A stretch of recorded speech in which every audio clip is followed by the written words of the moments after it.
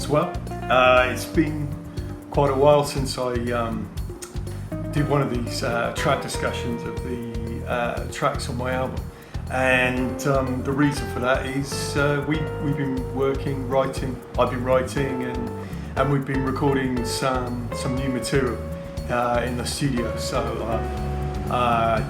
been busy doing that. The track I wanted to talk about is the sixth track on the album, Baião Azul.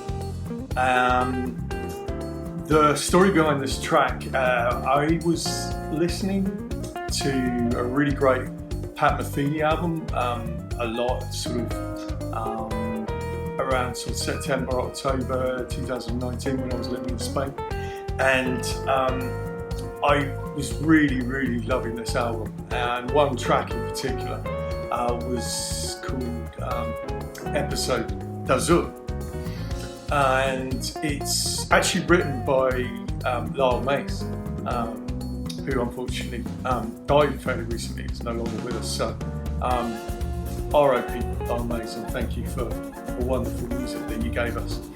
And this tune, I was fascinated by the tension and excitement in it, and it's a really progressive jazz tune. It's really quite epic. It's a good word to describe it, and I just wanted to sort of understand what was going on, because I kind of wanted to try and recreate that epic feeling with a very progressive tune, but using, the Brazilian influence.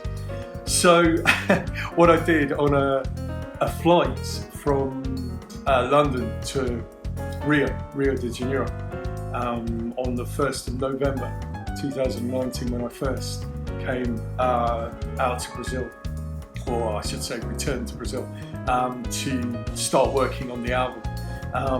I obviously had quite a few hours to kill on a 12-hour flight. I actually took the opportunity to transcribe Episode Azul. I had my laptop on the plane, and I literally just sat and transcribed it for most of the flight.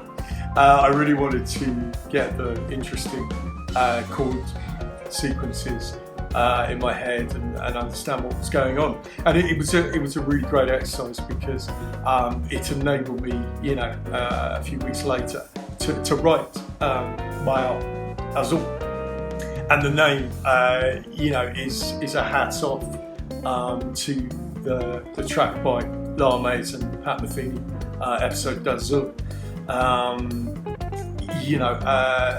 that inspired me so significantly to write the tune.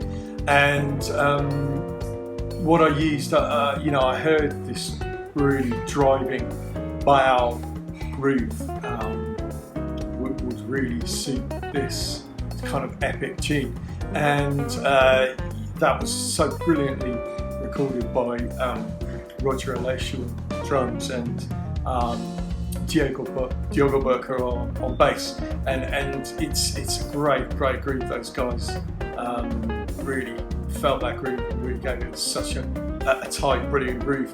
And then really the conversation I wanted to be between the guitar, obviously playing the main theme, and the keys, the piano with Tiago Almeida. And I explained to Tiago that the parts that I wrote was very much the piano comping the guitar very in unison with the melodic structure, and I wanted to have this kind of interesting kind of playing in unison, and then I encouraged him to kind of improvise responses to my main lines in the theme, and he did a wonderful job of that, as you can hear. So really, the tune really did achieve what I heard in my head, and the beat section, I wrote a sort of very anthemic samba feel section, and we really put a lot of percussion in there to give it a real proper street samba vibe, and we used Duda de Souza, who's on all of the album, most of the album I should say, and Duda did some great samba percussion to really build that section up. And the other idea, it's quite funny actually, it's kind of like myself and Diogo Burka had the kind of same idea at the same time.